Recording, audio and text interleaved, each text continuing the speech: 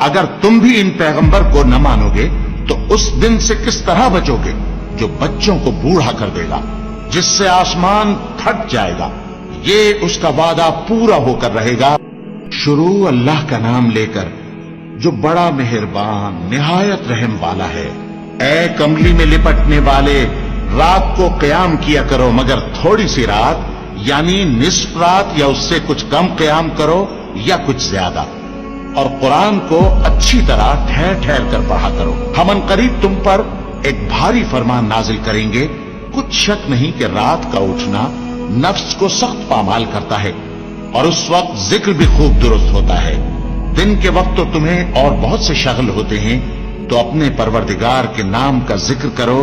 اور ہر طرف سے بے تعلق ہو کر اسی کی طرف متوجہ ہو جاؤ۔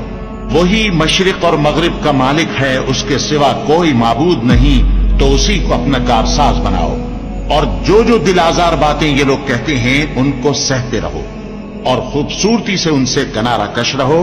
اور مجھے ان جھٹلانے والوں سے جو دولت مند ہیں سمجھ لینے دو، اور ان کو تھوڑی سی مہلت دے دو۔ کچھ شک نہیں کہ ہمارے پاس بیڑیاں ہیں اور بڑی زبردست آگ ہے، اور گلے میں اٹکنے والا کھانا ہے، اور درد دینے والا عذاب ہے۔ جس دن زمین اور پہاڑ کانپنے لگیں اور پہاڑ ایسے بھربھرے ہو جائیں گے جیسے ریت کے ٹیلے، اے اہل مکہ، جس طرح ہم نے فرعون کے پاس موسیٰ کو پیغمبر بنا کر بھیجا تھا، اسی طرح تمہارے پاس بھی محمد صلی اللہ علیہ وآلہ وسلم ایک رسول بھیجے ہیں جو تمہارے مقابلے میں گواہ ہوں گے۔ سو فرعون نے ہمارے پیغمبر کا کہا نہ مانا تو ہم نے اس کو بڑے دردناک انداز سے پکڑ لیا۔ اگر تم بھی ان پیغمبر کو نہ مانو گے تو اس دن سے کس طرح بچو گے جو بچوں کو بوڑھا کر دے گا، جس سے آسمان پھٹ جائے گا، یہ اس کا وعدہ پورا ہو کر رہے گا۔ یہ قرآن تو نصیحت ہے، سو جو چاہے اپنے پروردگار تک پہنچنے کا راستہ اختیار کر لے۔ تمہارا پروردگار خوب جانتا ہے کہ تم اور تمہارے ساتھ کے لوگ کبھی 2/3 رات کے قریب اور کبھی آدھی رات اور کبھی تہائی رات قیام کیا کرتے ہو، اور اللہ رات اور دن کا اندازہ رکھتا ہے۔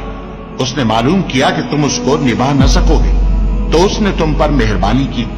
بس جتنا آسانی سے ہو سکے اتنا قرآن پڑھ لیا کرو۔ اس نے جانا کہ تم میں بعض بیمار بھی ہوں گے، اور بعض اللہ کے فضل یعنی معاش کی تلاش میں ملک میں سفر کریں گے، اور بعض اللہ کی راہ میں لڑیں گے، تو جتنا آسانی سے ہو سکے اتنا قرآن پڑھ لیا کرو، اور نماز قائم کرتے رہو، اور زکوٰۃ ادا کرتے رہو، اور اللہ کو نیک نیتی سے قرض دیتے رہو، اور جو عمل نیک تم اپنے لیے آگے بھیجو گے اس کو اللہ کے ہاں بہتر اور صلے میں بہت عظیم پاؤ گے، اور اللہ سے بخشش مانگتے رہو، بے شک اللہ بخشنے والا ہے، مہربان ہے۔